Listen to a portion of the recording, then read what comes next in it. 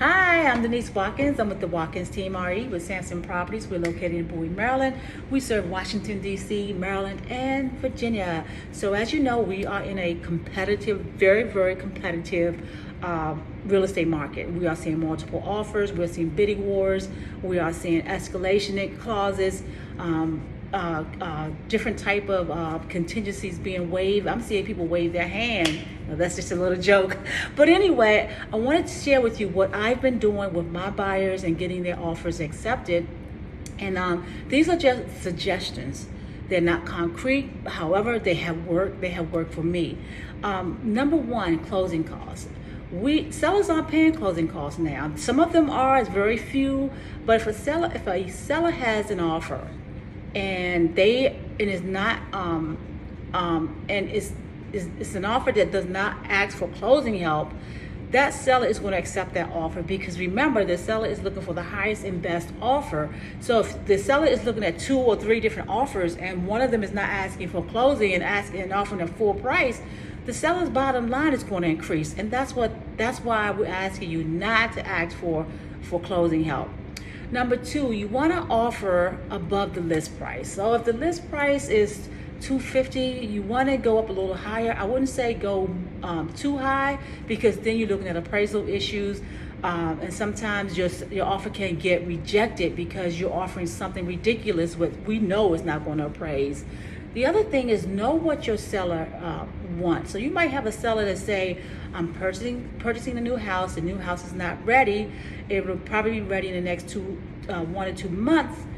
Allow that seller to rent back the property.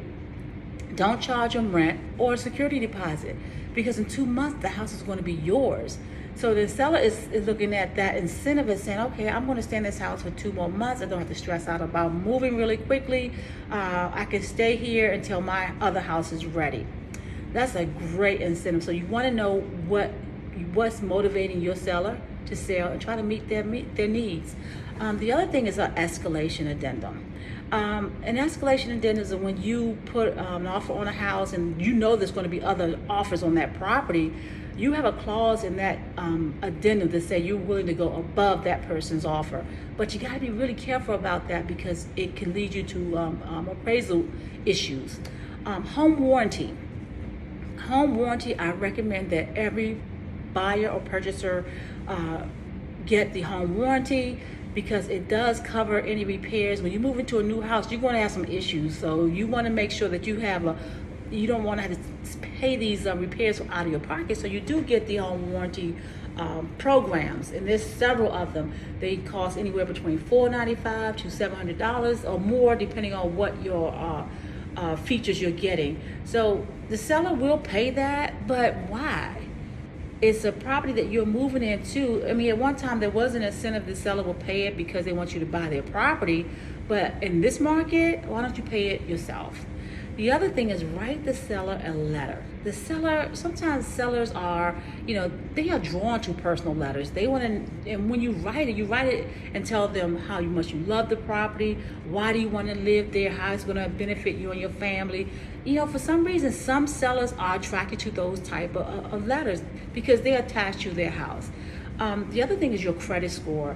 If you have great credit scores, you may want to talk to your lender and ask your lender to put it on the pre-approval letter. And the funny thing about that, just this week, I did that with one of my buyers. They have really great credit scores, and the agent actually called me and said she's never seen anything like that. And I was just being creative, because I know that they were not in a place to compete, but they can show that, hey, if I write this offer, I have great credit scores, I can purchase this property, you can depend on me. So that's a great incentive that you want to offer to the seller. Earnest money deposit. Your earnest money deposit is usually typically, let's say, 1%, but if you can offer more and then make it payable to the listing agent's company, broker company, or this title company. Lender endorsement. Now, you can have your lender actually call the listing agent on your behalf and tell them what great person you are, your finances, share some information about you to make the listing agent comfortable knowing that, hey, if this person writes this offer, they're more likely to go to settlement. So that's another great incentive. And the last thing is you can have your lender increase the interest rate. When they increase the interest rate, you can use some of that money towards your closing costs if you don't have the physical money in your hand. So those are 10 suggestions. They're great incentives that you can use. Of course, you will have to work with an experienced and knowledgeable agent, because these tactics actually, they do work, but there's some risks that are involved in them too. So my name is Denise Watkins. I've been a real estate agent for over 20 years. I work with a lot of buyers and I work with a lot of sellers. So my experience goes a long way, and I would like to work with you too. So if you are out looking to buy a house or sell a house, or you just want more time to talk to somebody about what this is all about, please reach out to me. I have a link on this blog or this video somewhere where you can schedule a free consultation with me. And once you click that, it'll go to a scheduler, and then I'll get notice, and then I'll give you a call to set up a date and time to talk about what you want to talk about. Again, my name is Denise Watkins, and I will see you in the next video.